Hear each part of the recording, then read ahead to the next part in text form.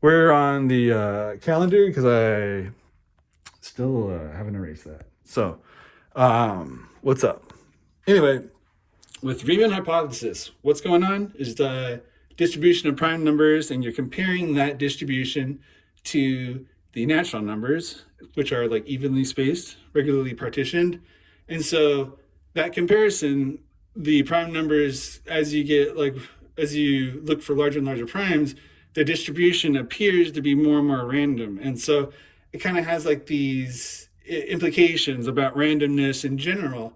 However, I'm starting to think that randomness really is relative, and we can look at it like a Bayesian uh, kind of inference in a way where we can use concepts from recursive analytic systems.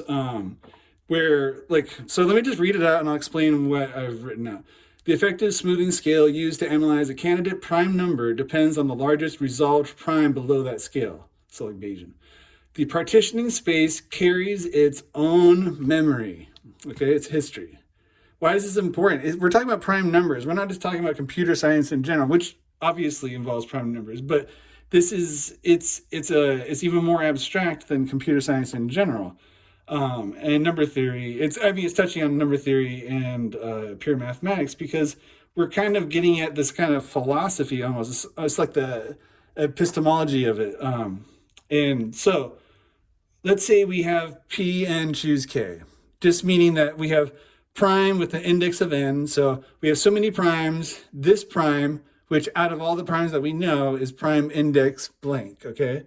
And choose K, just meaning that out of the primes underneath it, if we've only analyzed one prime, we can say that it's K, this is K, and this is K minus 1. Maybe we've analyzed two primes, okay? Then it's K minus 2, etc.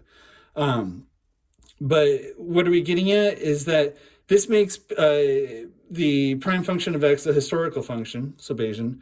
And since large prime numbers are already smooth, analytically speaking, the bigger you get, the more that randomness smooths out into the logarithmic integral.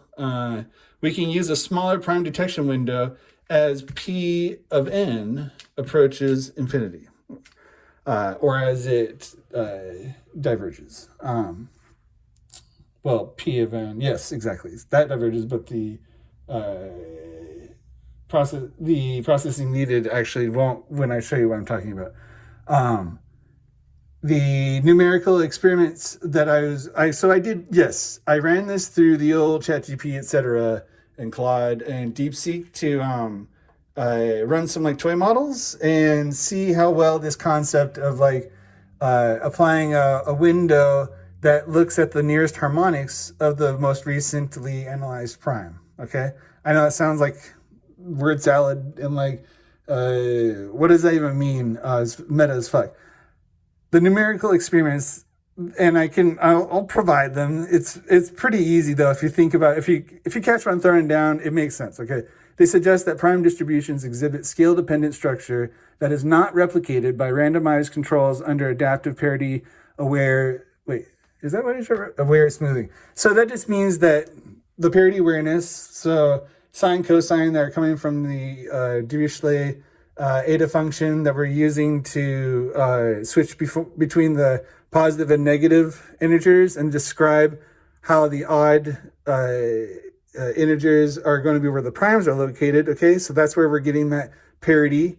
And we're going to be smoothing how much we're looking back and forth based on the history of the most previous prime, okay, that we've measured that is the closest to that prime. So the largest prime that's less than the currently analyzed prime, okay? So the effective smoothing window that we're going to use, I've been working with like the, it's called the Hahn window from signal processing. But I think there's a few other names we can use and we can also use other windows like a Gaussian or like a square or rectangle. But the effective smoothing window used to analyze local prime structure may be modeled as an adaptive function of previously resolved primes, introducing a scale-dependent self-referential structure analogous to renormalization in harmonic analysis. And this adds like this topological component to analysis in general. And so it takes into account partitioning and subdivisions and the nature of superimposition of subdivisions on top of each other, and how we can use metric modulation from things like music theory and just counting in general to actually reframe some of this very, very intriguing concept of what randomness actually is. So that's my synopsis before I actually like write anything up.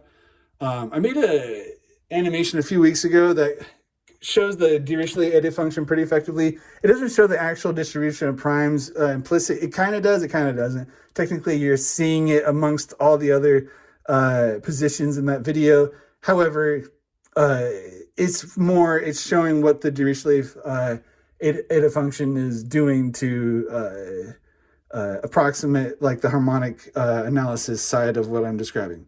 Anyway, hopefully some of that makes sense. I don't know if I'm going to post this. It feels like I'm rambling, and I am. Anyway, bye.